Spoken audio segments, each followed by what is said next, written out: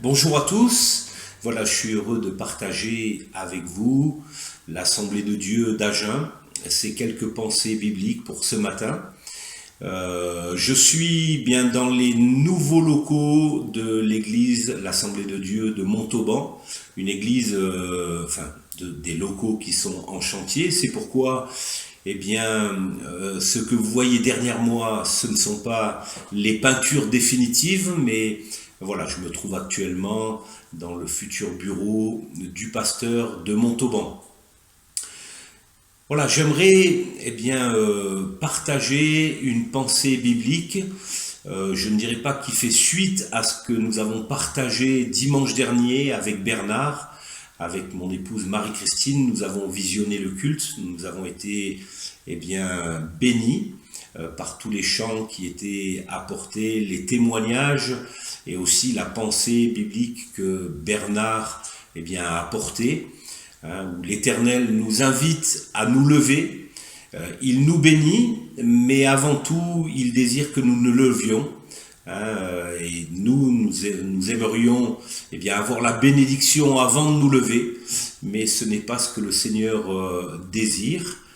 Et j'aimerais prendre un exemple dans le livre de la Genèse, au chapitre 12, versets 1 à 3. Il s'agit de l'appel d'Abraham, où l'Éternel, quelque part, a demandé à Abraham de se lever avant de recevoir la bénédiction. Je vous invite à lire ensemble Genèse 12, on lit les 3 premiers versets. L'Éternel dit à Abraham, « Va-t'en de ton pays, de ta patrie, et de la maison de ton père dans le pays que je te montrerai. Je ferai de toi une grande nation, et je te bénirai. Je rendrai ton nom grand, et tu seras une source de bénédiction. Je bénirai ceux qui te béniront, et je maudirai ceux qui te maudiront, et toutes les familles de la terre seront bénies en toi. » Dans la version du Semeur, en ce qui concerne le verset 2, je le relis dans la version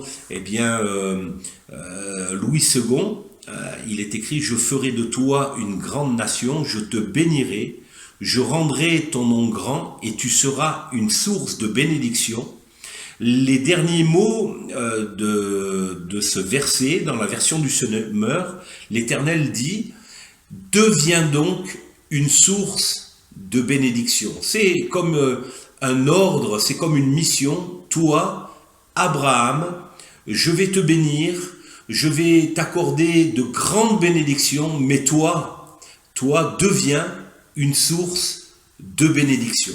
Et j'aimerais qu'on puisse méditer sur cela. Oui, le Seigneur désire que nous nous levions, il veut nous bénir, mais il veut qu'au travers de nos vies, nous soyons des sources de bénédiction pour les personnes qui nous entourent, les plus proches, peut-être notre épouse, notre époux, peut-être nos enfants, nos voisins, notre famille, nos collègues de travail, toutes les personnes que l'on rencontre. Le Seigneur Jésus-Christ désire que nous soyons des sources de bénédiction, comme lui, notre divin exemple, a été une source de bénédiction. J'aimerais qu'on prenne un texte dans la première épître de Pierre, au chapitre 1er, versets 13 à 16.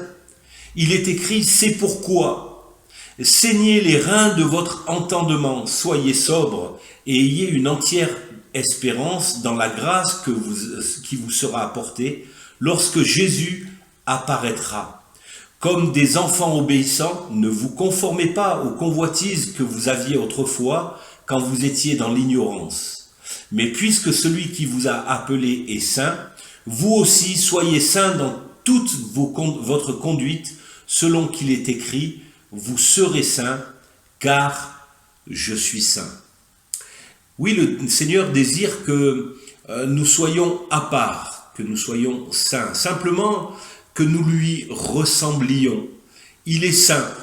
Jésus est venu sur cette terre en simple homme, en serviteur. Il a revêtu corporellement ce qu'est un homme. Il a été tenté en toutes choses, mais la Bible nous montre, nous le dit, Jésus a été tenté en toutes choses, mais il n'a jamais péché. Il est saint. Les êtres célestes, d'ailleurs, dans cette révélation que Jean a eue dans le ciel, eh bien, les êtres célestes expriment la sainteté du Seigneur Jésus-Christ.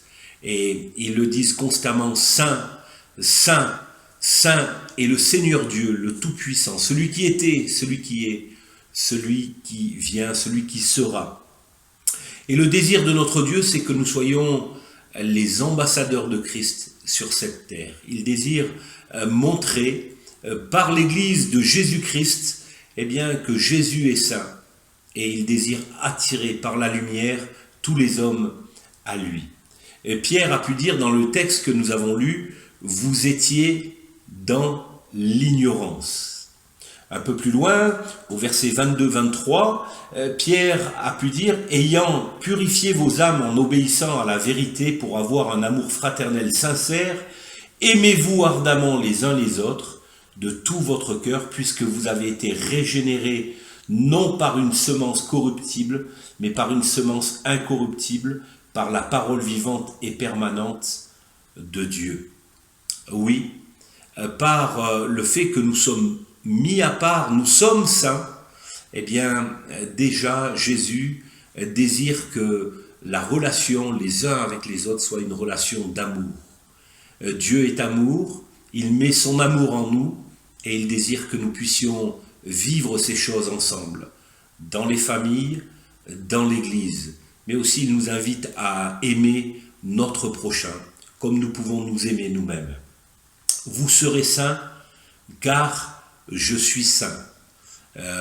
Cette parole est déjà exprimée par l'Éternel dans le livre du Lévitique au chapitre 20, verset 26. Vous serez saints pour moi, car je suis saint, moi l'Éternel, je vous ai séparés des peuples afin que vous soyez à moi. Et c'est le désir de Jésus-Christ, qu'il y ait une différence entre ses enfants, entre l'Église et le monde dans lequel nous vivons. Dans Jean chapitre 17, versets 14 à 15, c'est Jésus qui prie son Père avant d'être crucifié. Jésus prie son Père pour ses disciples, mais aussi pour nous aussi qui avons cru dans ce message de l'Évangile que les apôtres ont pu nous faire parvenir. Il dit donc dans ces versets, Jean 17, 14, 15, « Je leur ai donné ta parole, et le monde les a haïs parce qu'ils ne sont pas du monde. Comme moi je ne suis pas du monde, je ne te prie pas de les ôter du monde, mais de les préserver du mal. » Oui, nous sommes sur cette terre, une terre qui est remplie de violence, de corruption, une terre où nous voyons, et Bernard le rappelait la semaine dernière, où nous voyons les souffrances de la nature, de la création, et Jésus quand même désire que son peuple, que son Église soit à part, soit une lumière qui brille. Je crois que c'est important d'avoir ce désir de faire la différence dans ce monde. Et le Seigneur nous invite à vivre une vie à sa gloire, une vie à la gloire de Dieu. Alors, qu'est-ce qui peut montrer la différence dans ce monde? Est-ce que c'est une organisation? Est-ce que ce sont des discours? Est-ce que ce sont des prêches particulières? Eh bien, la Bible nous montre par ça. La Bible montre que c'est au travers de l'œuvre du Saint-Esprit dans chacune de nos vies. Nous sommes comme des arbres. D'ailleurs, la vie humaine, la vie de l'homme est comparée souvent dans la Bible à un arbre. On le voit dans le psaume 1er, où il est question d'un arbre qui, planté auprès des courants d'eau, porte du fruit en sa saison. C'est ce que dit Jésus. Jésus, dans Matthieu chapitre 7, versets 18 à 20, dit « Un bon arbre ne peut porter de mauvais fruits, ni un mauvais arbre porter de bons fruits. Tout arbre qui ne porte pas de bons fruits est coupé et jeté au feu. C'est donc à leurs fruits que vous les reconnaîtrez. » Et nous sommes, eh bien, invités à porter du fruit et du bon fruit autour de nous. Nous sommes comme des arbres. Et ce que nous pouvons, eh bien, produire de nos vies, ce n'est pas pour nous. Je prends souvent cet exemple, un cerisier porte des cerises, mais je n'ai jamais vu un cerisier manger ses cerises. Jésus, eh bien, prend cet exemple dans Jean chapitre 15, verset 15, cet exemple de ce cep de la vigne. Il est planté dans la terre et le résultat, c'est du fruit qui est donné. Le fruit n'est pas donné par le cep, mais le fruit est donné par les sarments. Et Jésus, eh bien, révèle qu'il est le cep, ce cep qui est planté en terre, ce cep qui va ramener la sève nécessaire jusqu'au bout des sarments pour que les sarments puissent porter du fruit. Jean 15, versets 1 à 5, il est écrit « Je suis le vrai cep, et mon Père est le vigneron. Tout sarment qui est en moi, et qui ne porte pas de fruit, il le retranche, et tout sarment qui porte du fruit, il l'émonde, afin qu'il porte encore plus de fruits. Déjà vous êtes purs à cause de la parole, et que je vous ai annoncé. Demeurez en moi, et je demeurerai en vous. Comme le sarment ne peut de lui-même porter du fruit, s'il ne demeure attaché au cep, ainsi vous ne le pouvez non plus, si vous ne demeurez en moi. Je suis le cep, vous êtes les sarments. Celui qui demeure en moi et en qui je demeure porte beaucoup de fruits, car sans moi, vous ne pouvez rien faire. Oui, portez du fruit qui est nécessaire pour apporter une alimentation spirituelle à tous ceux qui nous entourent. C'est peut-être dans le couple, c'est peut-être dans le foyer pour les enfants, dans l'église, tout autour de nous. Il y a un fruit que nous devons apporter, un fruit que nous devons rayonner. Et pour cela, eh bien, Jésus dit, voilà, soyez attachés à moi. Soyez attachés à moi par votre vie de piété, la prière, la méditation de la parole de Dieu, la réflexion. Le sarment, eh bien, est là pour recevoir. On ne voit pas la sève qui part du sarment et qui passe, eh bien, jusque dans le cep et qui va jusqu'à la terre. Non, eh bien, la direction est en sens inverse. Ça passe par le cep et ça va jusqu'au sarment. Nous avons des doléances, des requêtes, des invocations qui sont légitimes, eh bien, auprès de notre Seigneur Jésus, pour que nous puissions vivre.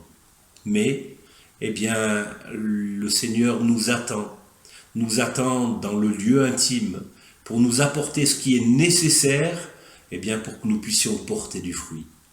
Une attente de méditation, de silence devant lui, de méditation de sa parole, de réflexion, des questions à poser. Comme Bernard l'a annoncé la semaine dernière, oui, nous avons, quand nous lisons la parole de Dieu, eh bien, des questions à nous poser sur le contexte particulier de l'histoire, le contexte du texte biblique dans l'histoire, mais aussi, eh bien, sur ce que Dieu veut nous dire au travers du texte, dans le moment donné, dans le moment présent. Christ demeure en nous. C'est une réalité. Oui, il est en nous. C'est ce que Paul peut dire aux Galates au chapitre 2, verset 20. J'ai été crucifié avec Christ et si je vis, ce n'est plus moi qui vis, c'est Christ qui vit en moi. Et si je vis maintenant dans la chair, je vis dans la foi au Fils de Dieu qui m'a aimé et qui s'est livré lui-même pour moi. Oui, Christ vit en nous. Et nous avons vraiment, eh bien, ces démarches à faire pour qu'ils vivent de plus en plus. Jean pouvait dire, eh bien, voilà, il faut que je diminue et qu'il croisse en moi. Christ demeure en nous et il y a un effet pour cela. Le fruit de l'esprit augmente. Et nous devons laisser l'Esprit de Dieu agir dans nos vies.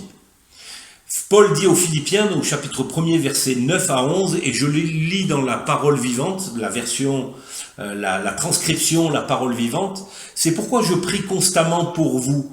Je demande que votre amour mutuel augmente sans cesse, tout en s'enrichissant en pénétration et en tact, afin que vous puissiez mieux comprendre les autres et trouver leurs besoins réels. Alors vous saurez discerner les vraies valeurs et vous serez capable de distinguer l'essentiel de l'accessoire et de trouver en toutes circonstances les bonnes manières d'agir. Un tel discernement vous rendra pur et irréprochable. Ainsi, vous parviendrez au jour du Christ sans tomber en chemin, ni causer la chute d'autrui. Vous paraîtrez chargé de fruits que fait mûrir en vous la vie nouvelle produite par Jésus-Christ.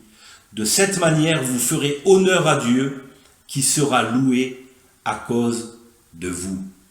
Oui, comme cet appel qu'Abraham a reçu, voilà, lève-toi, quitte ton pays, quitte ta patrie, je te bénirai, mais toi, deviens une source de bénédiction. C'est ce que Paul exprime aux Philippiens, d'être des sources de bénédiction, de chercher les besoins d'autrui et de pouvoir compter sur l'Esprit de Dieu qui nous aide à apporter pour répondre à ces besoins, tout simplement. Ces besoins peuvent être d'ordre spirituel, d'ordre moral, mais aussi d'ordre matériel. Le Seigneur désire se servir de nous pour être des sources de bénédiction. Dans l'Église, dans notre Église à Agen, mais aussi dans cette ville et dans cette région autour de nous d'Agen. Que la lumière brille par l'Église de Jésus-Christ. C'est quelque chose de nécessaire pour le témoignage de Jésus-Christ, pour le témoignage de son Église.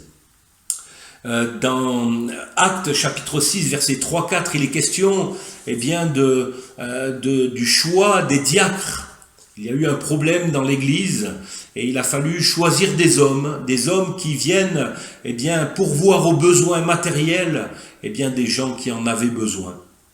Et ce que les apôtres ont pu exprimer, c'est de choisir dans Actes 6, 3-4, « C'est pourquoi, frères, choisissez parmi vous 7 hommes et de qui l'on rende un bon témoignage, qui soit plein d'Esprit Saint et de sagesse, et que nous chargerons de cet emploi. » Oui, le Seigneur désire se servir de chacun de nous, dans les domaines qu'il a choisis pour nous. Il a tracé une voie pour chacun de nous. Et il veut que nous soyons remplis du Saint-Esprit, quelle que soit la charge. Que ce soit pour les apôtres à l'époque, c'était de dispenser la parole de Dieu et de prier, mais aussi de ses frères et sœurs dans l'Église, qui apportaient, qui faisaient du bien matériel. Il fallait qu'ils soient remplis de l'Esprit de Dieu et des gens de qui on porte un bon témoignage. C'est ce que révèle l'Église naissante dans son entier. Il est question de cela pour Barnabas. Barnabas a été envoyé de Jérusalem à l'église d'Antioche. L'église de Jérusalem se posait des questions de savoir ce qui se passait à Antioche. Et il est écrit dans Acte 11, versets 22-24, « Le bruit parvint aux oreilles des membres de l'église de Jérusalem, et ils envoyèrent Barnabas jusqu'à Antioche. Lorsqu'il fut arrivé, et qu'il eut vu la grâce de Dieu, il s'en réjouit, et il les exhorta tous à rester d'un cœur ferme attaché au Seigneur.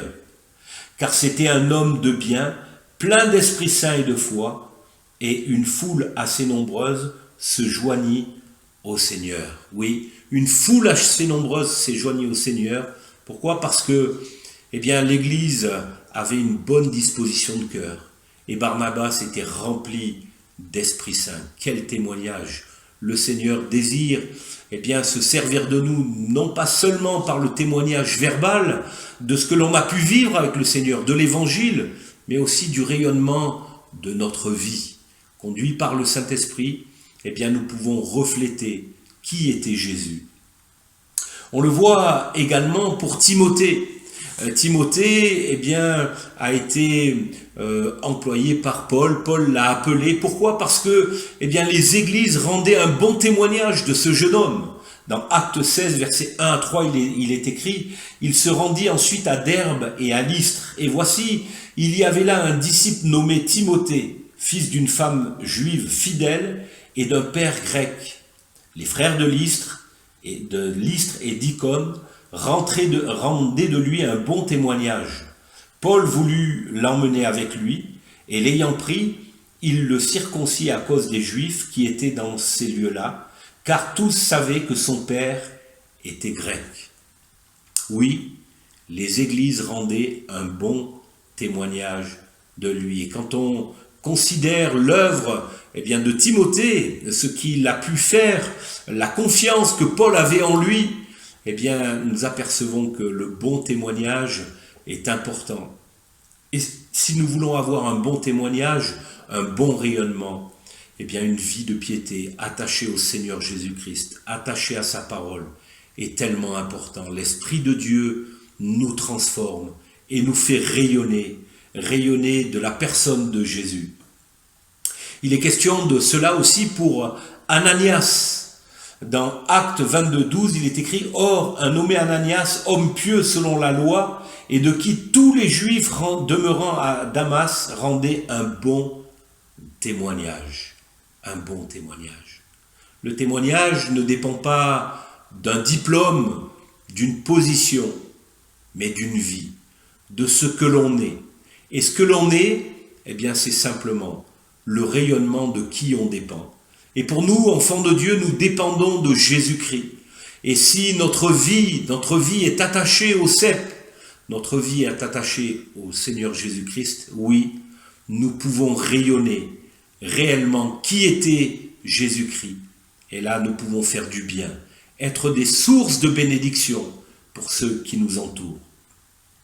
Pour conclure, je voudrais partager ces versets que vous connaissez bien, que Paul a écrit pour l'église de Galates, au chapitre 5, versets 22-23. Il est question du fruit de l'esprit, ce que l'on peut porter. Être une source de bénédiction. Comment peut-on être une source de bénédiction pour les autres? Paul dit, mais le fruit de l'esprit, c'est l'amour, la joie, la paix, la patience, la bonté, la bénignité, la fidélité, la douceur, la maîtrise de soi. Oui, je le crois. Je crois que le Seigneur Jésus-Christ veut se servir de nous. Non pas seulement par nos compétences, nos dons, nos capacités. Cela vient de lui. Mais surtout, ce qui touche les vies, ce qui va au plus profond des cœurs, c'est le rayonnement de ce que nous pouvons être en Jésus-Christ. Et nous pouvons porter du fruit. Ce fruit de l'esprit. Ce fruit que les gens qui nous entourent peuvent consommer. Je le rappelle, l'arbre porte du fruit, pas pour lui-même, il ne mange pas le fruit, mais il porte du fruit pour les autres, pour faire du bien. Alors que nous puissions réfléchir à cela ensemble, que nous puissions être attachés au Seigneur Jésus-Christ, qui lui fait circuler au plus profond de nos vies cette sève qui permet de porter du bon fruit. Que le Seigneur Jésus-Christ vous bénisse et à très bientôt.